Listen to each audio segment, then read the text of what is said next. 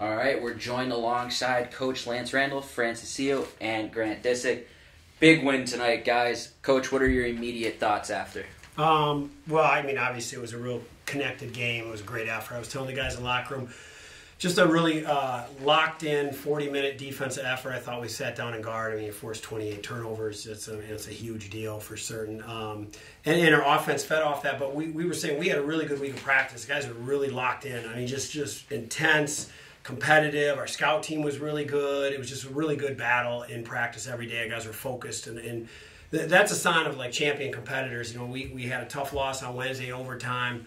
And we bounced back and played one of our better games. And when I say one of our better games, like that feeds off of that defensive energy for sure. And these guys are unselfish and they move the ball, so that makes it easier to find great shots. And we got into flow both in transition and the half court, and really it really stuck it to them there.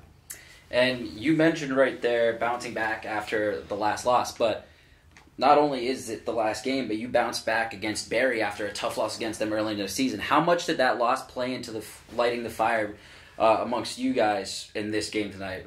Start with you, Francis.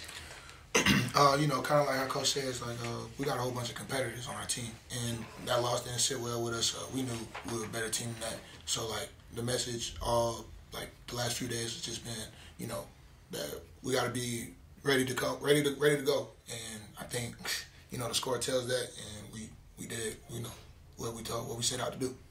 All right, and I have to ask you, with big wins such as this, how does it affect your guys' mentality towards this part of the season as we're getting closer and closer? Do big wins like this really affect you guys and just light a fire again for the rest of the season? Well, yeah, I think every game, since this conference is so loaded every year, and you can't take anyone lightly. Yeah. The worst team in the conference could be the best team in the conference in any given night. So we take it personal here at St. Leo to where the name on the front of the jersey means you come in and compete every single night. And it was alumni night tonight, and seeing those guys, seeing that they were in our position a few years ago, it means that much more to succeed and be able to compete every day. And so it lights a fire under us because we want to come ready to play, and because not only for ourselves, because we want to win championships, but also for the community and for other people. So being able to do that tonight really, really felt awesome to do, especially in that fashion. So.